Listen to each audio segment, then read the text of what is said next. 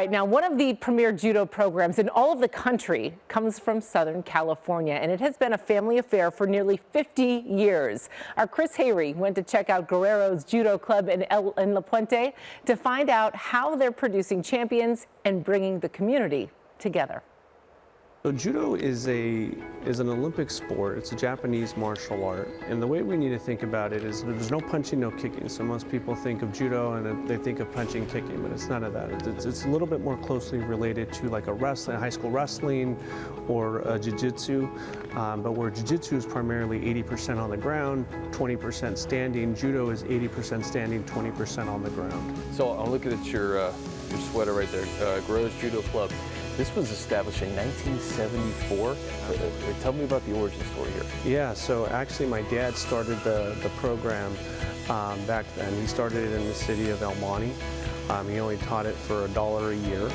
And at that time, El Monte was in a little bit of a rougher area, and a lot of the kids that he taught, this is all they had. We've been here in the city of La Puente since 2014, and very gracious to the city of La Puente for everything they've done to support our program. Tell me about the city of La Puente and just the parents and the kids and everybody that makes this thing go. I've grown up in this city, and what I can say about the city now, it's so diverse.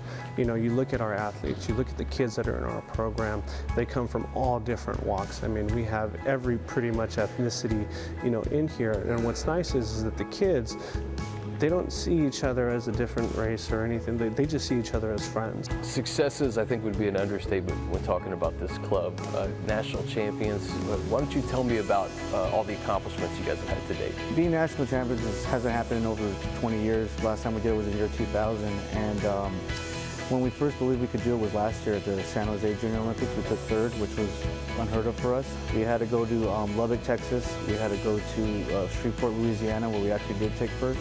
And to get a group of 23 kids to go to Shreveport, Louisiana, and to commit to do multiple divisions, some of them, and just to see what happens. To be honest, me and my brother couldn't believe it when it happened. It was just pretty surreal. Why don't you tell me about Jasmine? She's 16 years old. She's been doing judo since she was almost 10, and from the first day on the mat, we could tell there was something special about her. She just recently qualified for the Pan-American team in Calgary, Canada. You're 16 years old, and we're talking about somebody who's going to the Pan-American Games. Tell me how you got to this point. I think it had a lot to do with my coaches believing in me and pushing me to get to where I am right now, and a lot of dedication and commitment. Because I had to sacrifice a lot of the things normal kids would be doing right now to come to practice and to work for it. What makes you want to make those sacrifices? I don't want to just go out there for fun. I want to come back with medals. You play to win. Yeah. You've been getting a lot of first place, right? You were in Florida just recently. How many firsts did you get there? 3. You got 3 first place. Then you were in Louisiana. How many firsts did you get there? 2. And then Texas. How many did you get there? 1. Why don't you explain to me how this specific group is the perfect representative for USA Judo? We see more and more members starting to grow through their club. The Sanchez family's been around for a long time, from their father to now, and even culminating with their winning the point total at our Junior Olympics in Shreveport this year. The popularity of judo is on the rise. We push this thing forward to 2028 when the Olympics are in Los Angeles.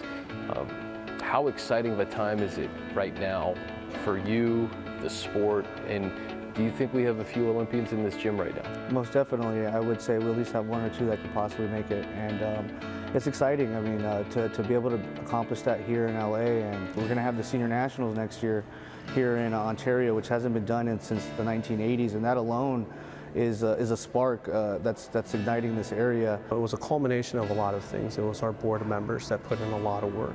It was our coaches that put in a lot of work, our athletes, our parents, and it was everybody just doing a little bit to get us to this point. And I'd also like to say thank you to the city of La Puente. They've really done an amazing job in just having our backs and believing in our program and helping support our program, not just by giving this facility, but being one of our major contributors. Well, I have an email that was sent to me from one of our residents. I'd like to read it. Absolutely. Basically, it says, Can you believe it?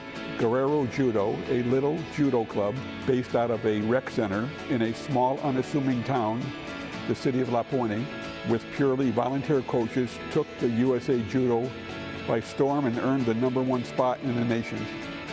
So proud of all of our athletes, coaches, and teams. This is from the community.